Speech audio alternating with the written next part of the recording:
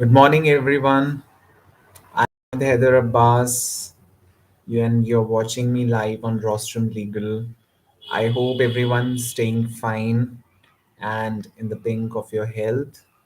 So, we are reading this week certain landmark judgments of the Supreme Court of India. And today's topic is Joseph Shine versus Union of India, very famous landmark judgment in a list of judgments that came one after the other in 2018. So, adultery. This is concerned with adultery, and right now the position in India with regard to the law of adultery has changed completely after this judgment of the Supreme Court.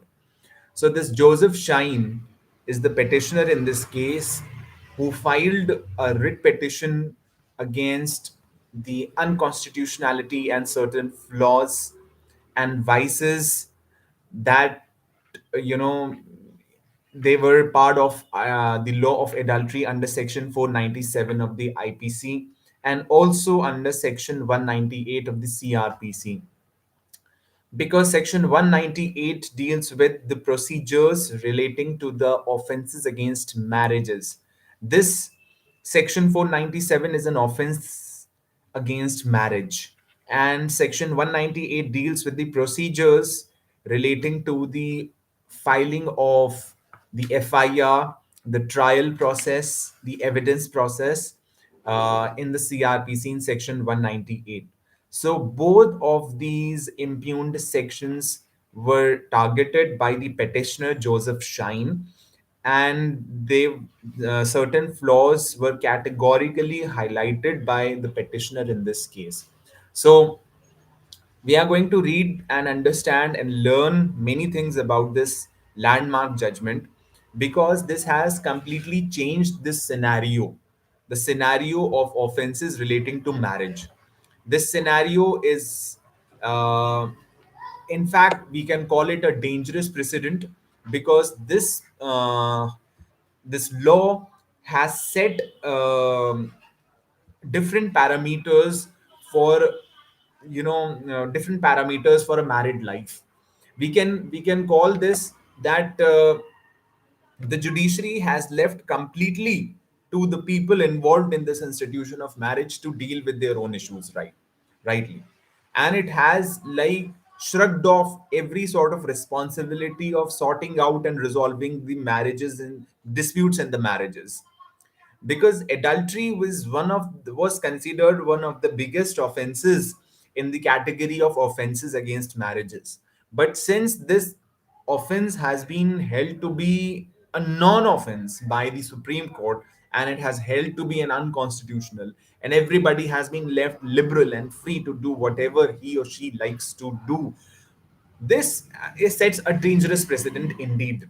Okay, so right now, this question of adultery is also very important, okay, to understand what has been happening, okay, in India. So I'm starting to read this PDF document.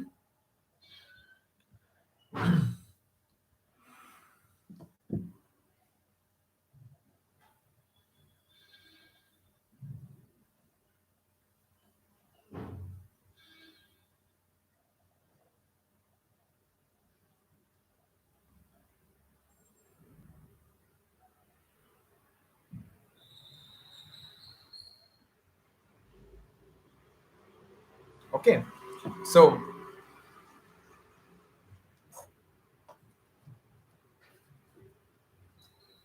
adultery, a non-punishable misconduct. This is a misconduct, but this is a non-punishable misconduct, because uh, this is a non-punishable misconduct because you cannot ignore this fact that adultery is a misconduct, but at the same time it has held to be a non-punishable misconduct. So this is quite ironical that there does exist a misconduct, but the law refuses to recognize it as a punishable misconduct. So do you think anything which is a misconduct should also be non-punishable at the same time? This is quite ironical.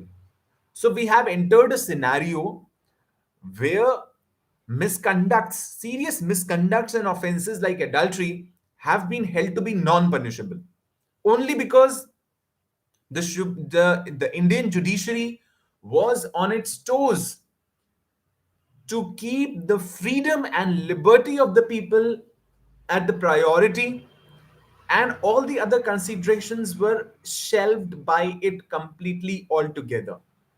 Okay, so this adultery is a non punishable misconduct. Now, let us first read the two impugned sections because that is very important. First of all, we have to understand what the law is and how it has like dealt with.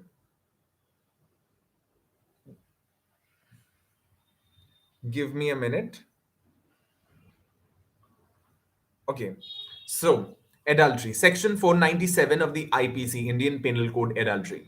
Whoever has sexual intercourse with a person who is and whom he knows or has reason to believe to be the wife of another man without the consent or connivance of that man, such sexual intercourse not amounting to the offense of rape is guilty of the offense of adultery and shall be punished with imprisonment of either description for a term which may extend to 5 years, or with fine, or with both. In such case, the wife shall not be punishable as an abettor. See section 497, adultery. Whoever has sexual intercourse with a person who is and whom he knows or has reason to believe to be the wife of another man without the consent or connivance of that man. See, there is a sexual intercourse taking place, there is a woman involved, there is a man involved, and that man is not her husband. And she knows and she has reason to believe that he is not her husband. That man also knows that she is the wife of another man. She is not his wife, she is the wife of another man. He knows it. Okay. And he has all reasons to believe her to be the wife of another man. Okay. But still, they are having a sexual intercourse without the consent or connivance of that man. Without the consent or connivance of that man. Which man we are talking about? We are talking about the real husband, the actual husband of the woman. Okay, without the consent or connivance of that man. That means that man or the husband does not know this. Okay, his consent or connivance was not sought. What is the difference between consent and connivance? What is the difference between consent and connivance? Consent is simply an expressed opinion, an expressed thought that okay, it's a complete yes. It may be implied or expressed. Consent may be implied or expressed, but it should be like consent should be like that. It is should be deducible uh, through express means. Okay, consent is like okay, that is fine. Okay, connivance is that if the person is knowing something and he is simply ignoring it, thereby giving it an approval through his conduct, that is connivance. Okay, that if something is happening under his nose and he knows it, that this particular thing is happening under my nose, okay, behind my back, but still he is ignoring it because he is simply like not, and he simply does not care about it, or simply he does not have any problem with it. So that is known as connivance. Okay, so the consent or connivance of that man was not sought, of the husband was not sought. Then such sexual intercourse not amounting to the offense of rape is guilty of the offense of adultery and shall be punished with imprisonment of either description for a term which may extend to 5 years, or with fine, or with both. In such case, the wife shall not be punishable as an abettor. Okay. Now this is something like very, which this section would leave any reasonable person intrigued. Why intrigued? Because what if this sexual intercourse takes place with the consent or connivance of the husband? Will that not be considered as a misconduct? Will that not be considered as immoral? Will that not be considered as an offense? The question is that what does this phrase means without the consent or connivance of that man? This simply means that if the husband is approving such sexual intercourse, what about the consent and connivance of the woman herself? First question. Okay. Second is that if the husband gives his consent or connivance to such sexual intercourse, is it simply fine? Does that not amount to any misconduct? Okay. Then such sexual intercourse not amounting to the offense of rape. Not amounting to the offense of rape means we have a long list of, yeah, like 6 to 7 circumstances under which that if such sexual intercourse is if any man undergoes a sexual intercourse with any woman, a, without her consent, second, against her will, then what about the consent of and will and consent of the woman? What if she is not wanting? What if her husband is compelling her, is forcing her to undergo sexual intercourse with another man and she is not wanting? Will that not amount to the offense of rape? So such sexual intercourse is not amounting to the offense of rape, is guilty of the offense of adultery. Now this is very very I mean, this is not fitting into the into the square of logic. Why should not this be considered as the offense of rape if such sexual intercourse is happening against the consent or without the consent or against the will of the woman? You may imagine a situation. Let us imagine a situation. The husband of the woman is wanting his wife to undergo a sexual intercourse with another man. Okay, that means this has diluted this offense. Okay, and now the another man has got this blanket immunity from being from facing any music, from facing any liability, okay, from facing any punishment under section 497, simply because the husband has consented or he has given his connivance to such sexual intercourse, and actually he is wanting his wife to undergo a sexual intercourse with another man. Okay, and wife is not wanting, wife is not willing, she has not given her consent. Okay, then how will you classify this offense? Will you call it a rape? Will you call it an adultery? No, you cannot call it a rape.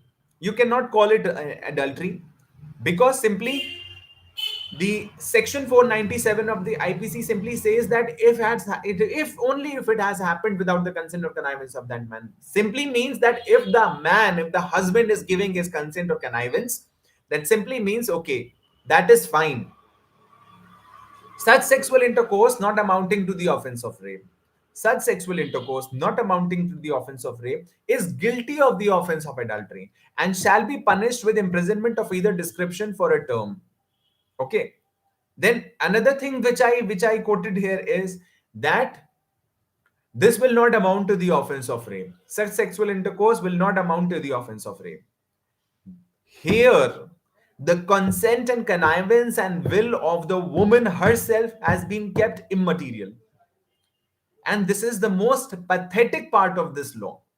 The most pathetic part, the most despicable part of this law is that why the consent of the woman has been kept immaterial. What if she is not wanting to have physical relations with another man? The husband is wanting her to go, but she is not wanting to continue. She is not wanting to enter into physical relations with another man. Then will this amount to rape? Will you call it an adultery? No, this will not fall under any category of law, because simply while take considering the words of this section, this would stand nowhere as an offense, and is guilty of the offense of adultery. Now, who is guilty of the offense of adultery? Such sexual intercourse not amounting to the offense of rape is guilty of the offense of adultery. Is guilty of the offense of adultery. Who is guilty of the offense of adultery? The another man. The another man is guilty of the offense of adultery. The woman is not guilty. If the man is giving his consent and connivance, he is also not guilty. The woman, if the woman, okay, only the person, the another man, only the another man is guilty of the offense of adultery. Okay. And he shall be punished with imprisonment of either description for a term which may extend to 5 years, or with fine, or with both. Now, another biggest flaw. In such case, the wife shall not be punishable as an abettor. Who is an abettor? What is an abatement? One is abatement. Abatement. Abatement. Abatement is different. Abatement is different. Abatement. Okay. Abatement. Abatement means to incite, to excite. Okay. To an offense. If you're provoking somebody to commit an offense, okay, if you're bucking up somebody to commit an offense, that you can do it, you have to do it, this is an abatement. The person who provokes is an abetter. Okay. What if, now imagine a situation, what is the law? That in such case the wife shall not be punishable as an abettor. The wife shall not be punishable as an abettor. Okay, she will not be punishable as an abettor. Okay, why? The question is why. Imagine a situation, the wife is herself involved in an extramarital affair with another man. She is out of his own consent and will, and being fully in her senses, is undergoing a sexual intercourse and having and developing physical relations with another man who is not her husband. Then the woman is equally responsible, and she is, by reason of fact, by virtue of fact, an accomplice in the offense of adultery. She might have seduced the another person to come and have sexual intercourse with her. She might have done that. Okay. In such case, the wife shall not be punishable as an abettor. The question is why? Why the wife has been kept out of the purview of punishment? Why she should not also be sent to jail along with another man? How can we say so confidently that she would not have, she would not have abetted an offense? Although there is a full scope that she might have invited the another person, another man, she might have seduced him. Okay, but still, after doing everything, she is not going to be considered as an abettor. She's not going to face any music. She's not going to face any liability or punishment. She is not going to jail. We're simply going to jail. The other person, who happens to be the biggest fool in this whole scene, is the another man. He was seduced, he was provoked. Now he's simply going to jail.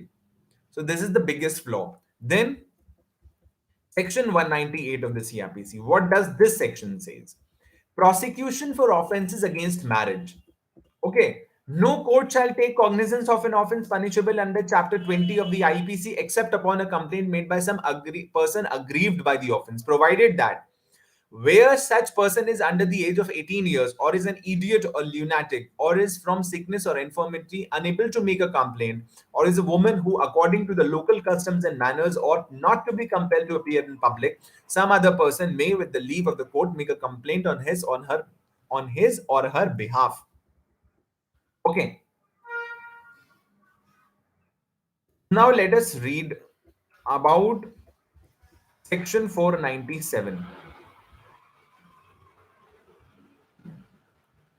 Okay, Now, section 497, or which talks about adultery, this procedure says that under section 198 of the CRPC, who can file the complaint?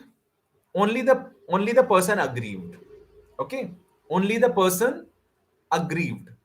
No court shall take cognizance of an offence punishable under chapter 20 of the IPC except upon a complaint made by some person aggrieved by the offence. Okay, aggrieved by the offense, provided that where such person is under the age of 18 years, or is an idiot or lunatic, or is from sickness or infirmity unable to make a complaint, or is a woman who according to the local customs and manners ought not to be compelled to appear in public, some other person may with the leave of the court make a complaint on his or her behalf.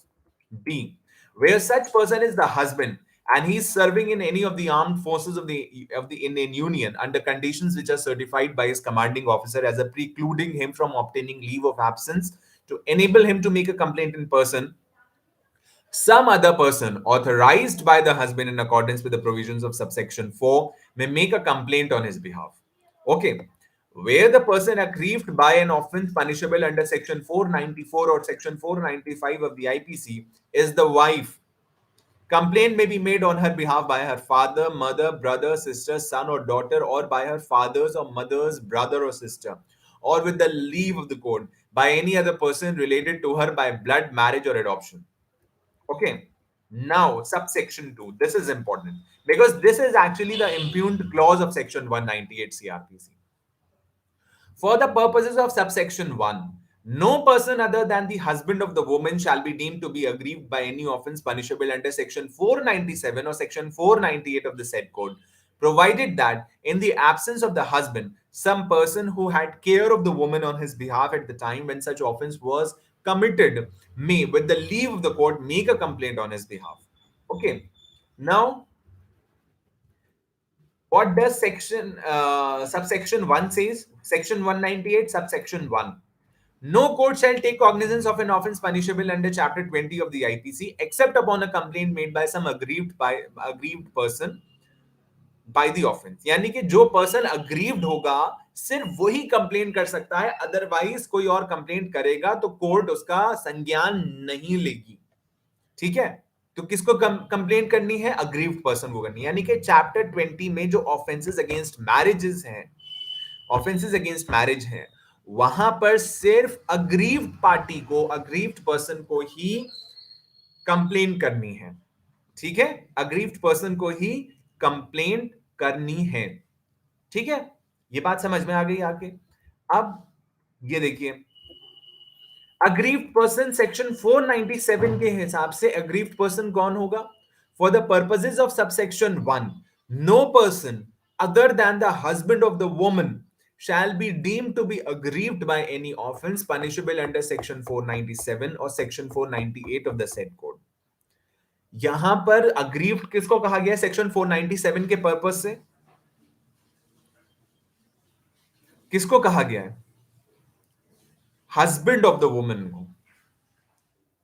For the purposes of subsection 1, no person other than the husband of the woman shall be deemed to be aggrieved by any offense punishable under section 497 or section 498 of the said code, provided that in the absence of the husband, some person who had care of the woman on his behalf at the time when such offense was committed may, with the leave of the court, make a complaint on his behalf. And in the absence of the husband, some other person has been authorized. Okay, whosoever was taking care at the time when this offense of adultery was committed, he will be authorized with the leave of the court to make a complaint on his behalf. But the question is, why the husband of the woman has been held to be aggrieved?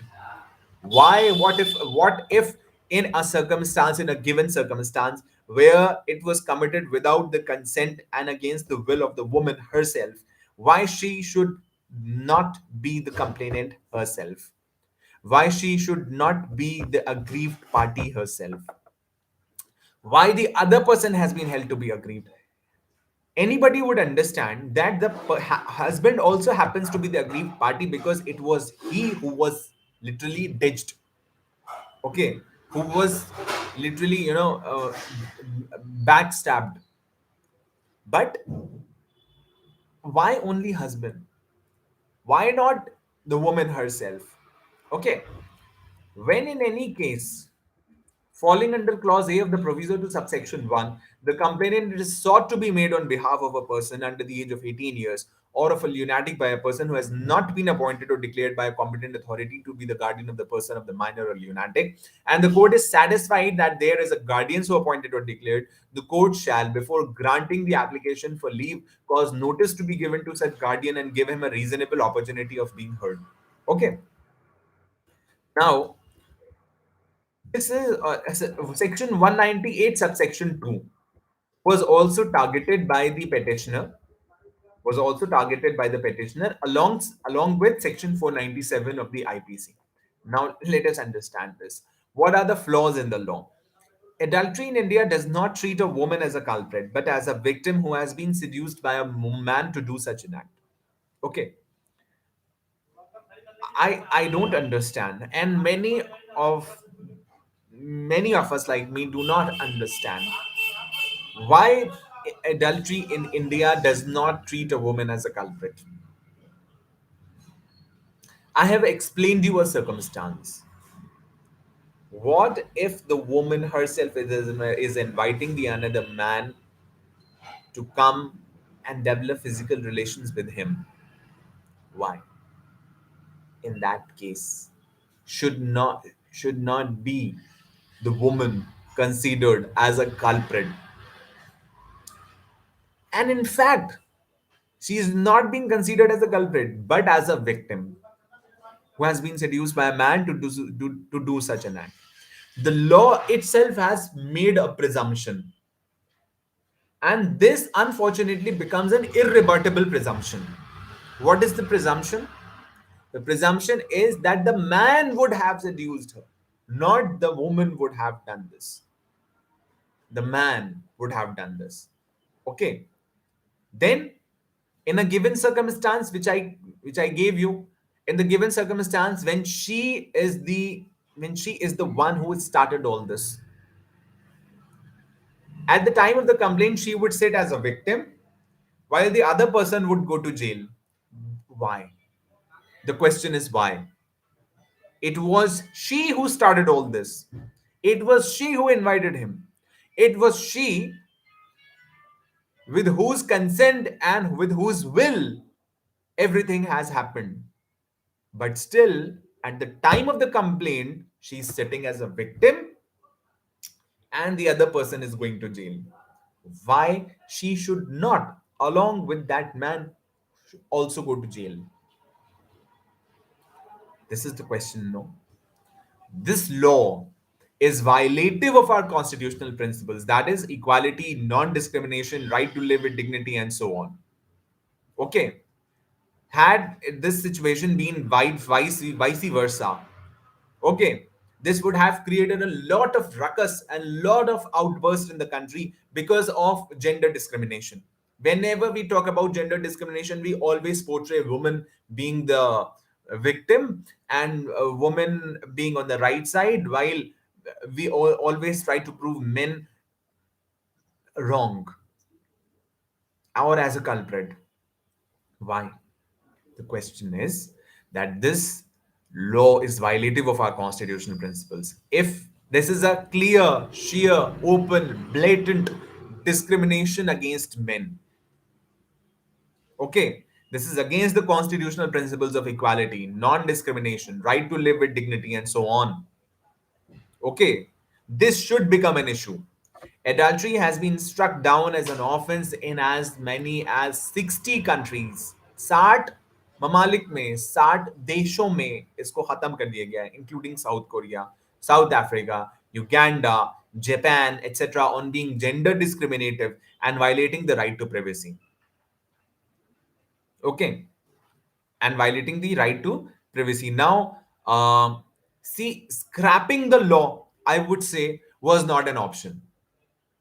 Scrapping the law, I would say, was not an option. But mending the law and making the woman culprit in case if something has happened with her consent and with her will, then she should have been made the culprit. The aggrieved party should have been, the woman should have been made the aggrieved party if it has happened without her consent and against her will. Okay, so adultery has been struck down as an offense in as many as 60 countries, including South Korea, South Africa, Uganda, Japan, etc., on being gender discriminative and violating the right to privacy. Okay, then the public interest litigation by Joseph Shine. A writ petition was filed under Article 32 by Joseph Shine. You have to remember this name. Joseph Shine versus Union of India, one of the landmark judgments on Section 497 IPC. A writ petition was filed under Article 32 by Joseph Shine challenging the constitutionality of Section 497 of IPC, read with Section 198, subsection 2 of CRPC being violative of Article 14, 15, and 21. 14 says its right to equality. The state shall not deny to any person equality before law or the equal protection of laws. Article 14. We have not created a class of people here. We are not dealing with the doctrine of reasonable classification. So it is not justified. It is not justified from any angle. Article 15 is prohibits discrimination on certain grounds, including sex.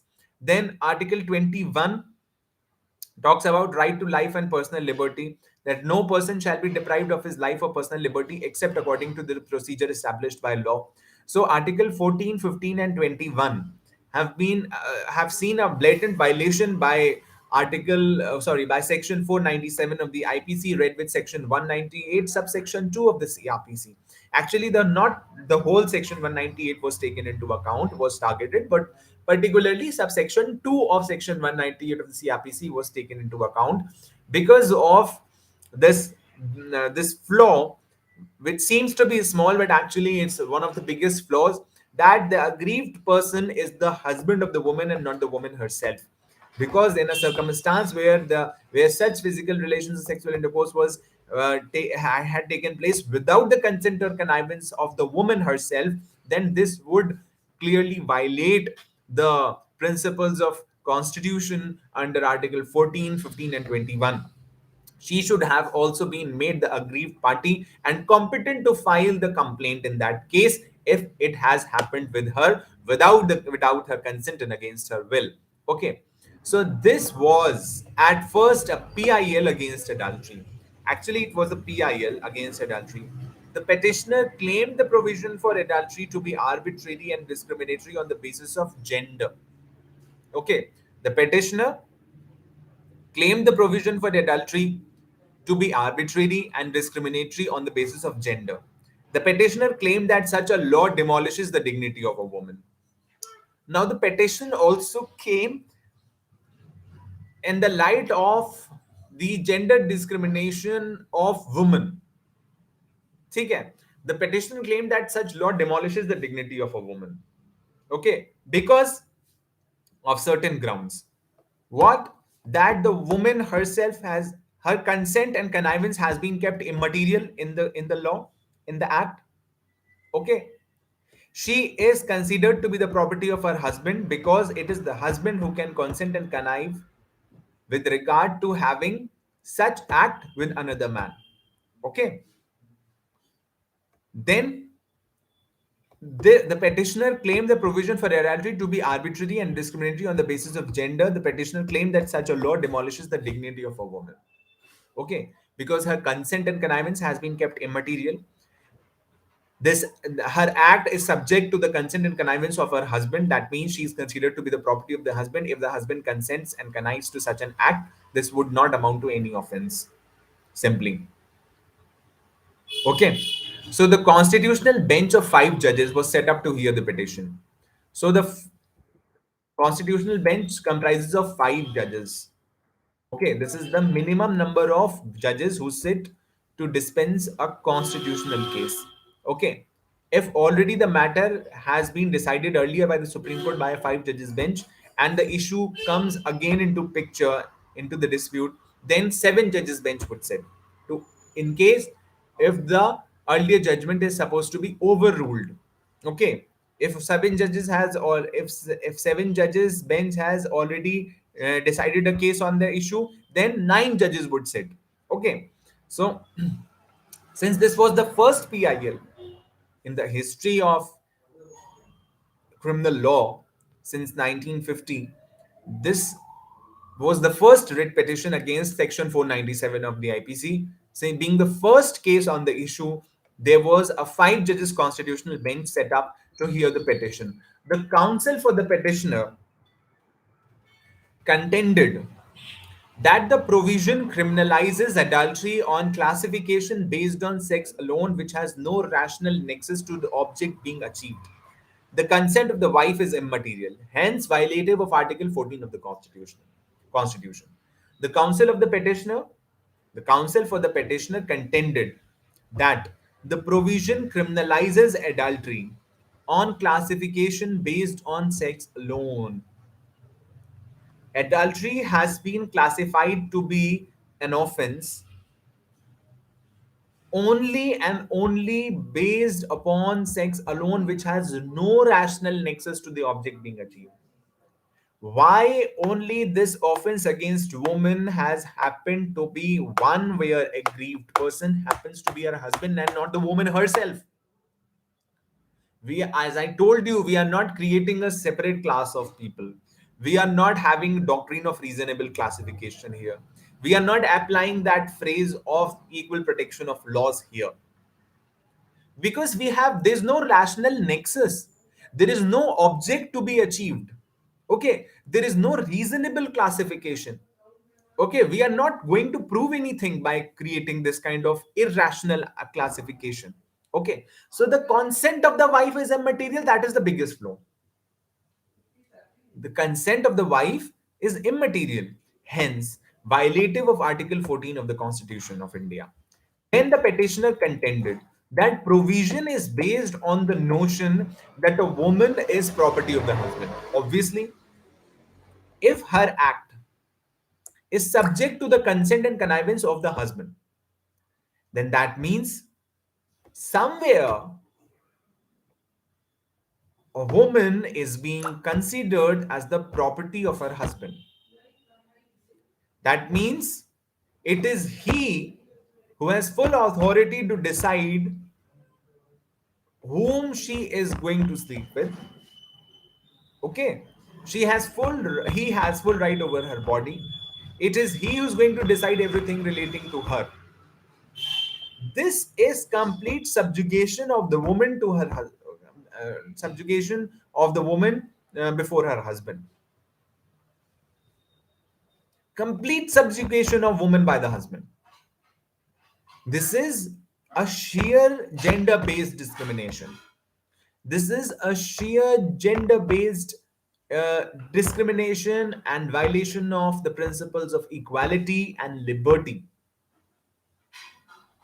Women are also human beings. They cannot be subject to, or they cannot be subjugated, they cannot be subject to the consent and connivance of another being. They have their own rights, they have their own wills and consents. Okay, so that is important here to be taken, to be considered. The petitioner contended that provision is based on the notion that a woman is the property of the husband. The provision says if the husband gives consent to connive, then adultery is not committed. Is not committed. Okay. Then the provision for adultery is discriminative on the basis of gender, as it provides only men with the right to prosecute against adultery, which is violative of Article 15. Okay.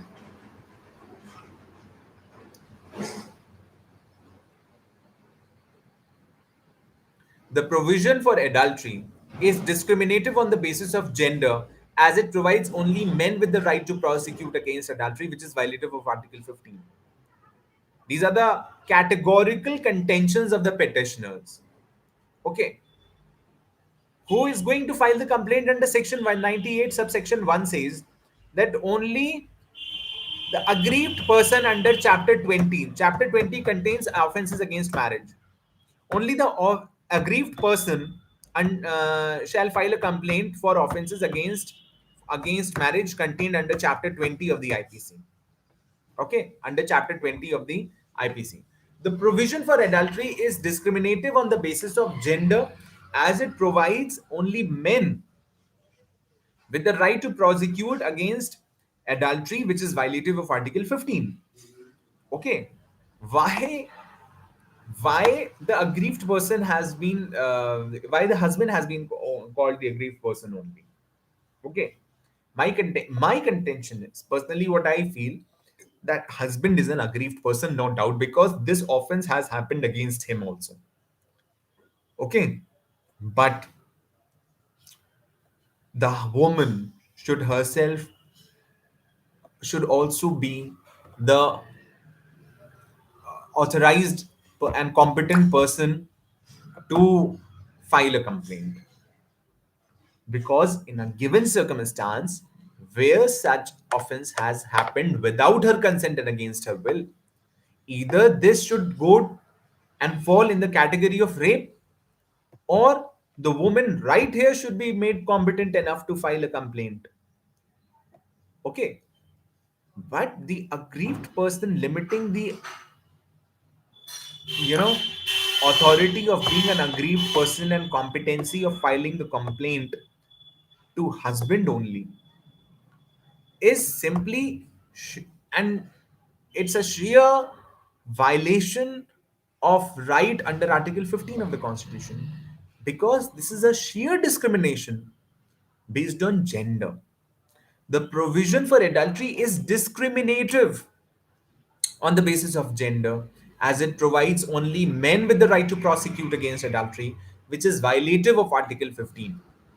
The petitioner contended that the provision is unconstitutional, as it undermines the dignity of a woman by not respecting her sexual autonomy and self determination. Okay, exactly what we have discussed, we have already discussed. The petitioner contended that the provision is unconstitutional. Provision is unconstitutional as it undermines the dignity of a woman. Obviously, dignity of a woman is being undermined by not respecting her sexual autonomy and self determination. You are not recognizing her sexual autonomy and you are not recognizing her self determination. Okay, because her sexual autonomy is subject to the consent and connivance of her husband. Simply, so this is sheer violation of, this is a sheer violation of Article 14, 15, and 21. Okay, right to life and personal liberty. So everybody, since every one of us has a right to life and personal liberty. So what is personal liberty all about?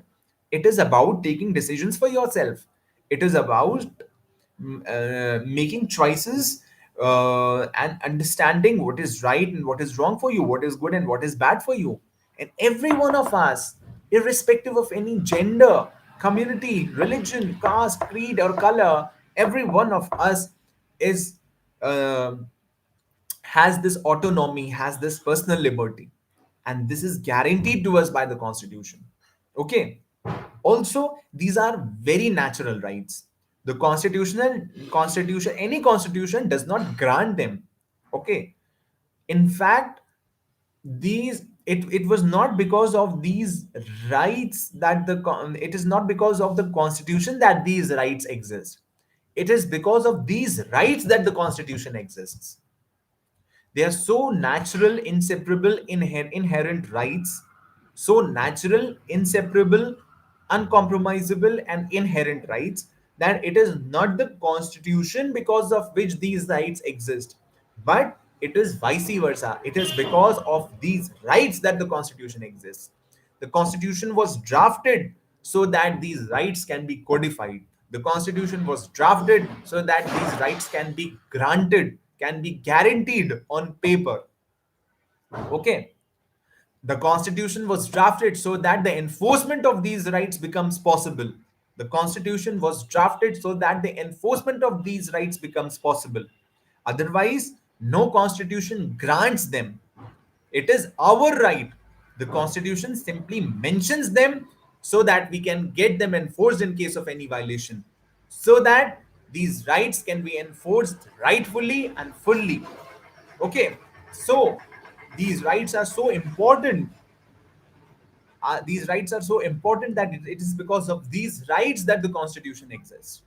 The petitioner contended, I'm repeating this last bullet point, that petitioner contended that the provision is unconstitutional as it undermines the dignity of a woman by not respecting her sexual autonomy and self determination. It is violative of Article 21 of the Constitution. Section 497 of IPC, read with Section 198 of CRPC, must be struck down. This is what the petitioners contended. Now, the previous judgments. There have been a catena of judgments on adultery in Section 497. Yusuf Abdul Aziz versus the State of Bombay, 1954, one of the landmarks and very famous judgment on this issue. 1954, Yusuf Abdul Aziz versus the State of Bombay. In this case, the constitutionality of Section 497 was challenged on the grounds that it violates Article 14 and 15 by saying a wife cannot be a culprit even as an abettor. Okay, since you say this, that wife cannot be a culprit even as an abettor, this violates Article 14 and 15. The three judge bench upheld the validity of the said provision as it is a special provision created for women and is saved by Article 15 clause 3, and Article 14 is a general provision and has to be read with other articles, and sex is just classification, so by combining both it is valid. See, the three judge bench in Yusuf Abdul Aziz versus the State of Bombay upheld the validity of the said provision as it is a special provision created for women and is saved by Article 15 clause 3. 15 clause 3 simply says that Parliament can make any special provision for women and children. So, while being considered it as a special provision, this was created for women, and so the three judges bench upheld the validity of this section 497 and said that this is protected under Article 15 clause 3. And Article 14 is a general provision and has to be read with other articles, and sex is just a classification. So by combining both it is valid. Article 14 में कह दिया कि नहीं, ये reasonable classification है, main and women का reasonable classification है. There is a rational nexus between this classification and the objects ought to be achieved because we are protecting women by upholding this law. So this was held by the Supreme Court in Yusuf Abdul Aziz versus the State of Bombay in 1954. ठीक है. Then Saumitri Vishnu versus Union of India and another 1985. In this case, a petition was filed under Article 32 challenging the validity of Section 497 of IPC. Okay, in this case, the petition was filed under Article 32 challenging the validity of Section 497 of IPC. The challenge was based on the fact that the said provision does not provide the right to a woman to prosecute the woman with whom her husband has committed adultery and hence is discriminatory. The three judge bench in this case also upheld the validity by stating that extending the ambit of offense should be done by the legislature and not by courts. The offense of breaking a family is no smaller than breaking a house, so the punishment is justified. The court accepted that only men can commit such an offense. So, I have already discussed that there is an irrebuttable presumption on the part of the legislature while it drafted this law, and also on the part of the Supreme Court when it upheld the constitutionality of Section 497 in Saumitri Vishnu versus Union of India and another in 1985. The challenge was based on the fact that the said provision does not provide the right to a woman to prosecute the woman with whom her husband has committed adultery, and hence it is discriminatory. Okay, if any girl or any woman who is not a man's wife undergoes a sexual intercourse with him, then the wife of the husband does not have right to file a complaint. In that case, she is not considered to be an aggrieved person, although she has also been she has also been backstabbed and dished the same way a husband is does his husband is done under in the offense of adultery. Okay, but she does not have any right to prosecute that woman. Okay, if this is wrong, then this should be wrong from both the angles. We cannot be selective, okay, while classifying the offense. The three judge bench in this case also upheld the validity by stating that extending the ambit of offense should be done by the legislature and not by courts. The court said that we cannot extend the ambit of this offense because we do not have the provisions for judicial legislations. Judiciary is not supposed to legislate. Judiciary is not supposed to amend the law. If you want this also to be included in the offense of adultery, where a husband is having an extramarital affair and he's having physical relations with another woman who does not happens to be his wife, then the wife of this man should be made the aggrieved party and should be made competent enough to file a complaint against the woman, against that woman, right? But that does not happen. Okay, that is not recognized. The three judge bench in this case said that we do not have judicial legislations. We are not supposed to legislate. We are not supposed to extend the ambit of the offense to this also. Only the parliament can do that. Only the legislature can do that. The offense of breaking a family, however, it said that the offense of breaking a family is no smaller than breaking a house. So the punishment is justified. The punishment is justified. The court said that we strongly believe that only men can commit such offense. We cannot believe that women can also be an accomplice in this offense. Okay. The court accepted that only men can commit such an offense. Now, another case law, V. Revati versus Union of India, 1988. In this case, the court upheld the constitutional validity of Section 497, read with Section 198, by stating that this provision disables both wife and husband from punishing each other for adultery, hence not discriminatory. See, we are just coming across different logics applied by and different reasonings applied by the Supreme Court time and again in various judgments. It only punishes an outsider who tries to destroy the sanctity of marriage. Okay. So the target is to punish the outsider. Okay. But what if the destroyer happens to be from the family itself? Hmm? And thus it is reverse discrimination in favor of her rather than against her. Recommendations. Now, some recommendations are also important to be reckoned with. In the 42nd Law Commission report, it was recommended to include adulterous women liable for prosecution and reduce punishment from 5 to 2 years. It was not given effect. The 42nd Law Commission report recommended that adulterous women should also be liable for prosecution, and also the punishment should be reduced from 5 years to 2 years, but it was not given effect. Okay. In the 152nd Law Commission report, it was recommended introducing equality between sexes in the provision for adultery and reflecting the societal change with regards to the status of a woman. Okay. It was recommended that equality should be introduced in this law based on gender and reflecting the societal change with regards to the status of a woman. But it was not accepted. It was not accepted. In 2003, the Malimat Committee on Reforms of Criminal Justice System, very famous committee, just Malimat Committee report on criminal justice system. This has introduced so many changes in the criminal law, including evidence law. Justice Malimat Committee report.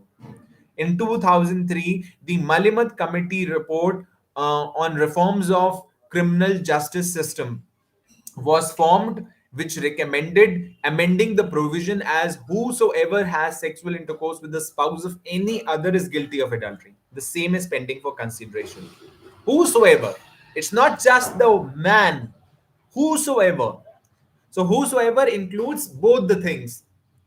Whatever was said by the Supreme Court in Saumitri Vishnu versus Union of India, that this should also extend to a man who is having an extramarital affair and he's having developing physical relations with another woman, then the wife of the husband should also be competent enough, in the same way the husband is competent enough, to file a complaint in the offense of adultery. So whosoever, this word whosoever is unisex word. This includes both the things. Whosoever has sexual intercourse with a spouse of any other is guilty of adultery. The same is pending for consideration. Okay. Now, judgment in Joseph Shine versus Union of India. Classification is found to be arbitrary in the sense that it treats only the husband as an aggrieved person, given the right to prosecute for the offense, and no such right is provided to the wife. The provision is not based on equality. So, simply, if the husband is the only aggrieved person and only he has the right to prosecute for the offense and no such right is provided to the wife, then this is a sheer discrimination based on gender. This is a sheer violation of equality. Okay, this is a sheer violation of equality. Then, the offense is based on the notion of women being a property of husband, and adultery is considered to be a theft of his property because it says consent or connivance by the husband would not make it an offense. Obviously, if this is happening, this is an offense only if this is happening without the consent and connivance of the husband. What if he gives his consent and connivance? What if the husband gives his consent and connivance? This simply means that this will not make it an offense. Okay. Why? Why only he should be mm, should have the authority to decide everything about his wife? Okay. See, the offense is based on the notion of women being a property of husband, and adultery is considered to be a theft of his property because it says consent or connivance by the husband would not make it an offense. Okay. It says consent or connivance by the husband would not make it an offense. The provision does not treat the wife as an offender and punishes only the third party. This is again very, very absurd thing.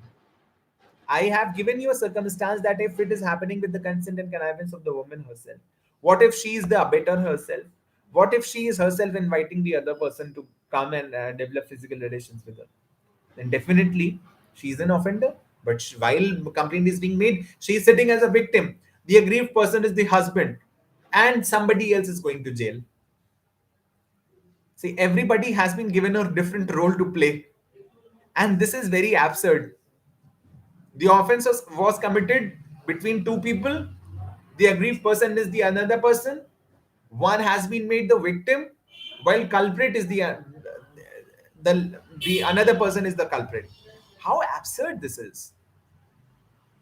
Such classification is arbitrary and discriminatory and has no relevance in present times, where women have their own identity and stand equal to men in every aspect of life. This provision clearly violates Article 14. This provision discriminates between a married man and a married woman to her detriment on the ground of sex. This provision is based on the stereotype that a man has control over his wife's sexuality and she is his property. It perpetuates the notion that women are passive and incapable of exercising their sexual freedom. Adultery is better left as a ground for divorce and not a crime. Section 497 of IPC was struck down in this judgment, and adultery can be grounds for any civil wrong, including dissolution of marriage. Adultery is one of the grounds of divorce in Dissolution of Muslim Marriage Act of 1939. It is also considered to be a ground of divorce in Hindu Marriage Act of 1955. So it can be considered as a civil wrong, and it will continue to be a ground for divorce, both in the Dissolution of Muslim Marriage Act 1939 and also under the Hindu Marriage Act of 1955. But it is not going to continue as a criminal offense. Okay. It may be considered as a civil wrong, but it is not no more a crime. Okay, so this is all about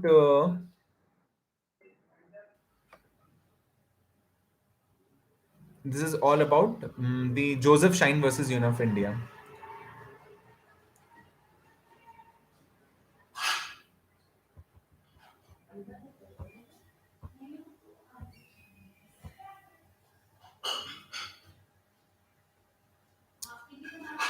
Questions are welcome.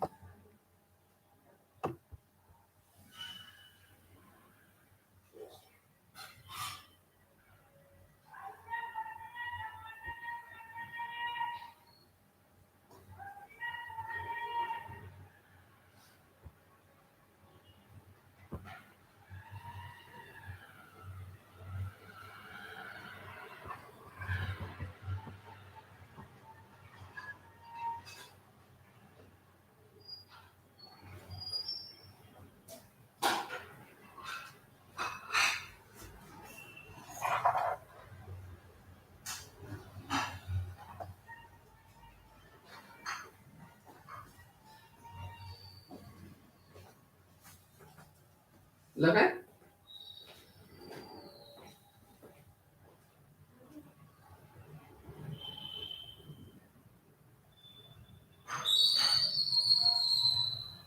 Okay, so I hope no questions are coming up. So I'm ending the live stream and hope to see you tomorrow. Okay, good luck. Bye bye.